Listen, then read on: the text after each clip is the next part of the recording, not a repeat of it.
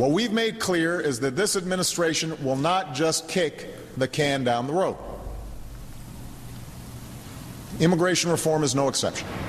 Well, 1 year later, he's back making his case. But Republicans are skeptical of claims that he's tightened border security. Latinos are unhappy about deportations going up and the failed DREAM Act.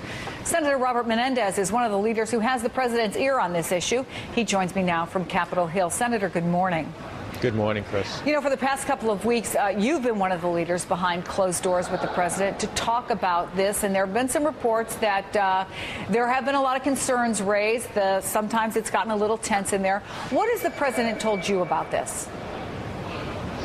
Well, you know, the president is clearly committed to immigration reform. And, of course, he recites the fact that he can't just change the law arbitrarily and that he, in fact, needs Congress to pass a reform that would protect our borders, deal with the economic challenges we have in certain sectors of our economy to produce workers, stop depressing wages, and ultimately find a pathway for millions who are in the shadows. But and we understand that.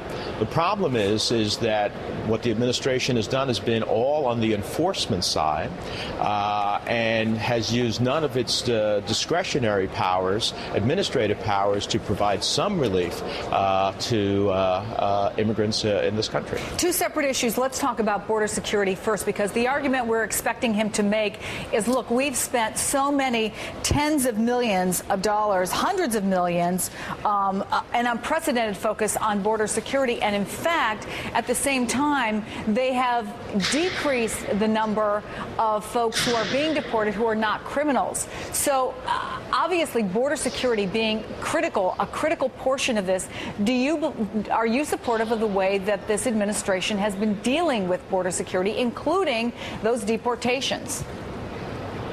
Well, Chris, look, this administration has deported more immigrants than all of the Bush years.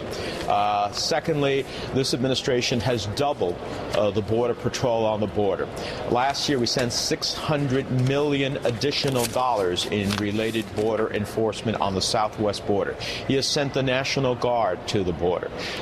We have more ICE agents than ever before, Immigration and Customs. So the reality is that this administration, and border crossings are down by 36%. So the reality is this administration has put a lot of emphasis, and I understand and applaud the need to secure our border.